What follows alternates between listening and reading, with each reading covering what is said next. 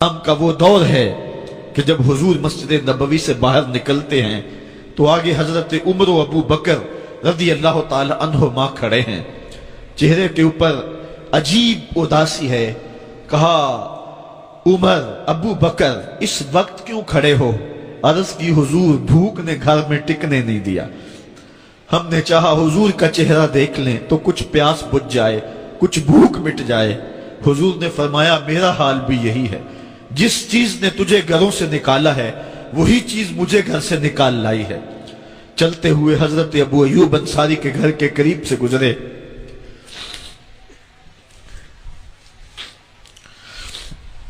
حضور کی خوشبو پا کے وہ باہر آ گئے. عرض کی بندہ نواز آج میرے مہمان نہیں بنتے؟ حضور نے کہا تمہاری مرضی.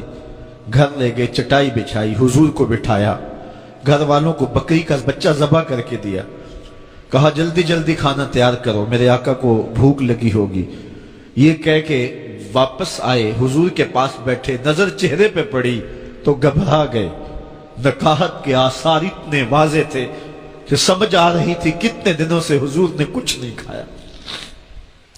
اٹھ کے باغ میں چلے گئے، کھجوروں کا خوشہ توڑا، حضور کے سامنے رکھا. کہا بندہ نواز جب تک کھانا تیار نہیں ہوتا یہ کھجوریں تناول فرمائیں. تھوڑی دیر کے بعد کھانا دسترخوان پہ لگ گیا. حضور سے عرض کی گئی حضور آئے کھانا تناول کرنے.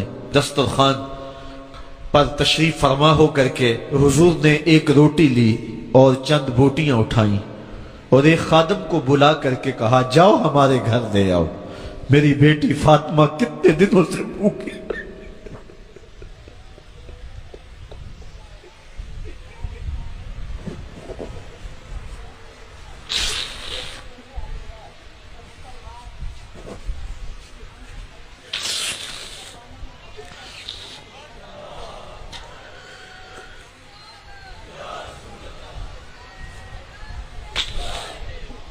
کہا جاؤ ہمارے گھر دے آؤ، میری فاطمہ کتنے دنوں سے بھوکی بیٹھی ہوئی. مال کے کونین ہیں گو پاس کچھ رکھتے نہیں، دو جہاں کی نعمتیں ہیں ان کے خالی ہاتھ میں. آپ کو پتا ہوگا کہ جب میرے حضور کا وصال ہوا ہے تو حضور کی ایک زرہ ایک یہودی کے گھر میں گروی رکھی ہوئی تھی. حضور نے زرہ رکھ کر کے اس سے قرض لیا ہوا تھا. یہ اسلام کی غربت کی کہانی ہے اور پھر اللہ نے اسلام کو امارت کے رنگ بھی دیے. اقبال کہتا ہے زوال بندہ مومن کا بے زری سے نہیں. یہ نہیں ہے مسئلہ، مسئلہ پستی ہے، زبوحالی ہے، تعلیمی انحطاط ہے، عملی انحطاط ہے، مرکز سے جو ہے وہ دوری ہے. دامن رسالت ماب کو چھوڑ دیا ہے. پھر رسوائیاں مقدر نہیں ہوں گی تو کیا ہوں گی. آئیے ابھی بھی موقع ہے، توبہ کا دروازہ بند نہیں ہوا. رب سے بھی معافی مانگ لیں.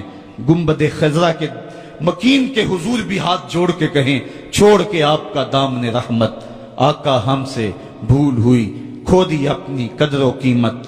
آقا ہم سے بھول ہوئی، دیکھ ہماری آنکھ مچولی، اپنے سینے اپنی گولی. بھول گئے ہم درس اخوت، آقا ہم سے بھول ہوئی.